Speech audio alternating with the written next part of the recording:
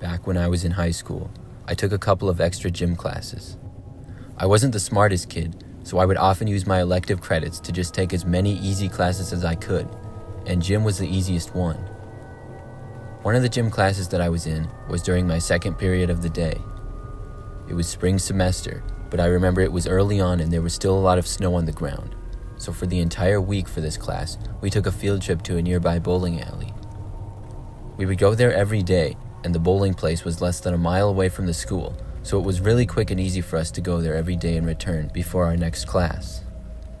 I think the school must have had some sort of deal with the bowling alley though, because when we got there and went inside, we saw that it was not all that nice. It just looked really old and outdated, and they didn't really have anything other than bowling lanes, like no food and no arcade games. It was basically just bowling. The place also had a smell that you get when you enter really old buildings. I remember the other kids in the class would make jokes about the place. But for me personally, I knew it wasn't the nicest place, but it was still a working bowling alley, and I felt lucky to bowl for free during school hours, and I think everyone else felt the same. At the beginning of that week, the teacher taught us a few things about bowling, and then basically let us bowl for the rest of the week. Each day we would bowl 3 games in smaller groups, so all the lanes were filled out, and it would take up most of the class period. On the last day of the week that we were there, which was Friday, my group got done with our games early. The group was me and 4 other people, and one of the people in my group was my good friend Jake.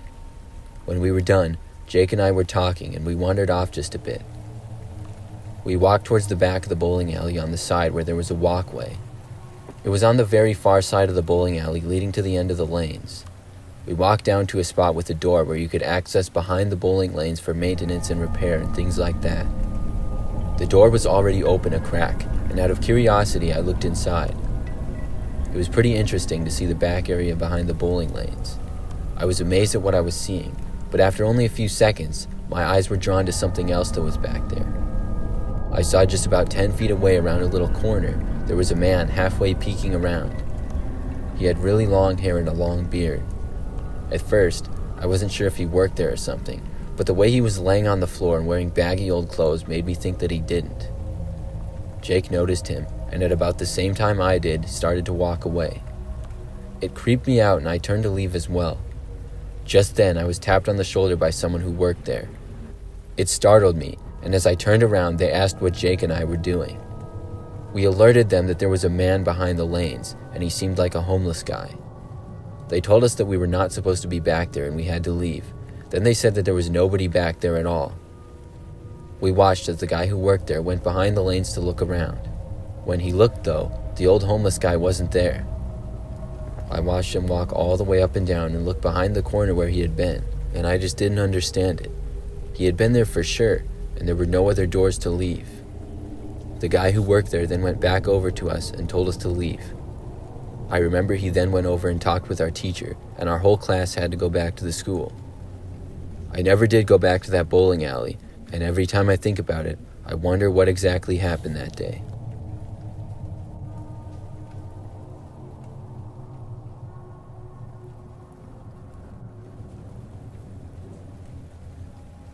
For some background on this story, I'm a 25-year-old female, and I'm an avid bowler. I used to be in a bowling league, but over the last few years, I've just bowled for fun with my friends, and even by myself. About a year ago, I was at a bowling alley not far from my apartment with my best friend Danielle. We bowl together sometimes, and on this night we bowled 4 games and we're on to our 5th. We had lost track of the time a bit, and Danielle realized that she had to leave. Once she left, I decided to stay and bowl for the both of us to finish the game because I enjoyed it. It was probably about 9 p.m. by this time, and the bowling alley was not too busy. I kept on bowling, and as I was almost done, I noticed a man coming over to the lane that I was at. He approached me and then complimented me on my bowling skills. Right away, the man just seemed really creepy. The way he was staring at me was just very off-putting. He mentioned he had been watching me bowl and wanted to know how I got so good at it. I very briefly talked to him and then told him that I had better finish. He asked me why I was bowling all by myself and then asked to join me, but I told him no thanks, I was almost done, and then I had to be getting home. The man seemed disappointed and then walked away. I finished bowling and was done about 10 minutes later. As I was going to leave, I noticed that the same man that had talked to me before was just kind of standing by the doorway looking around. I had a bad feeling, so I walked over to the other end of the bowling alley. I looked around for an exit, and luckily they had a back door which not many people used, so I decided to exit there. I was able to make it to my car without the man following me or anything like that. Overall, the guy just gave me a really bad feeling and seemed like a creep, but beyond that, I forgot all about the experience. However, several months later, I happened to be watching the news, which is something that I rarely do. I was kind of half paying attention and half on my phone, when suddenly I noticed a photo of a man on the screen. It struck me when I saw it, and I recognized it to be the man from the bowling alley. I learned on the news that he had been caught after he followed a woman home and attempted to break into her house. I got the chills as I heard this, and realized that quite possibly he was planning to do the same to me that night at the bowling alley.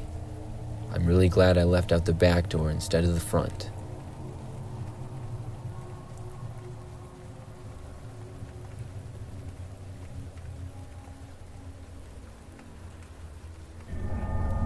This happened about 5 years ago.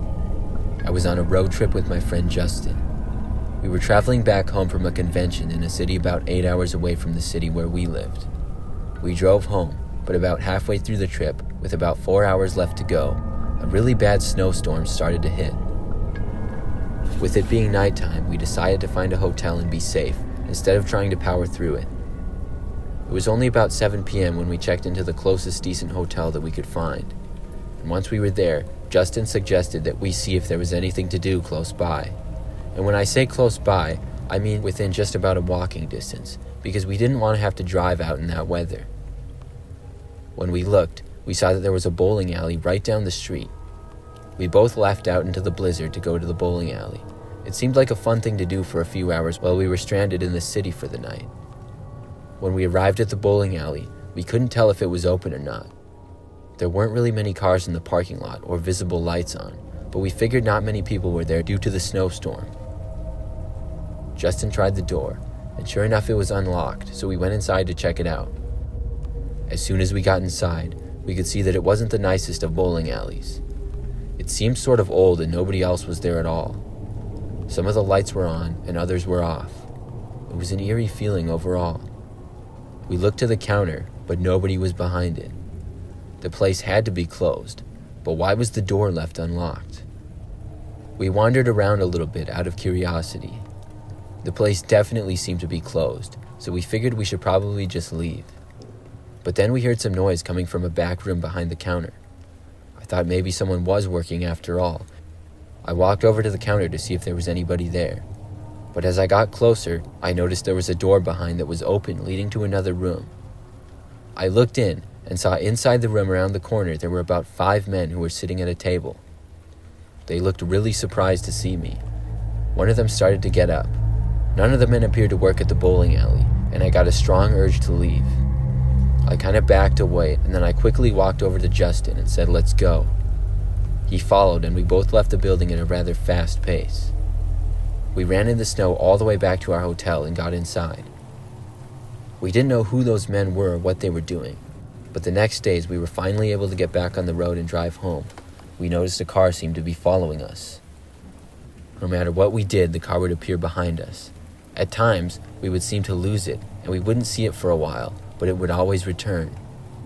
We got home safely, but the next day as I was driving, I noticed that same car following me as well.